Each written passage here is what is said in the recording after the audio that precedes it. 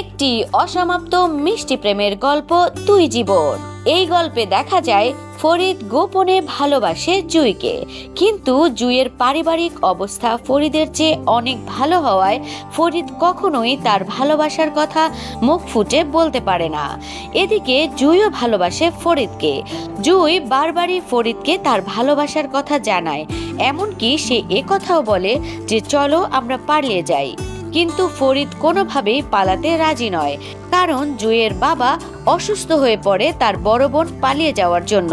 এমনকি সেই বড় বোনকে কোনোদিনই মেয়ের পরিচয় আর দিতে রাজি হয়নি জুঁইয়ের বাবা, যার কারণে ফরিদ বারবারই পিছিয়ে যায়। এদিকে জুঁইয়ের বিয়েও ঠিক হয়ে যায় মালয়েশিয়ার এক প্রবাসীর সাথে।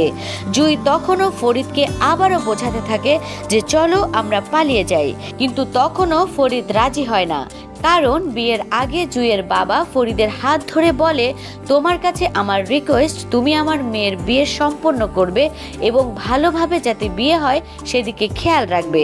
তাই দায়িত্ব পালন করতেই ফরিদ আরও পিছিয়ে যায়, কিন্তু মনের কষ্ট ফরিদের মনেই থেকে যায়। এদিকে শেষমেশ বিয়ে হয়ে যায় জুঁইয়ের। এরপরই ঘটে আসল ঘটনা।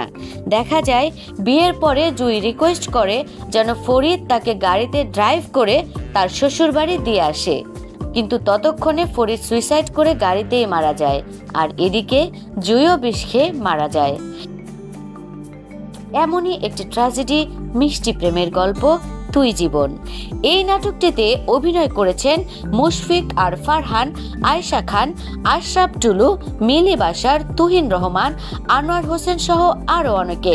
নাটকটি পরিচালনা করেছেন তৌফিকুল ইসলাম।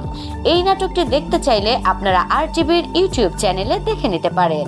নাটকটি দেওয়ার সাথে সাথেই হু হু করে বাড়ছে ভিউ, তো আপনি এবার বাদ থাকবেন কেন?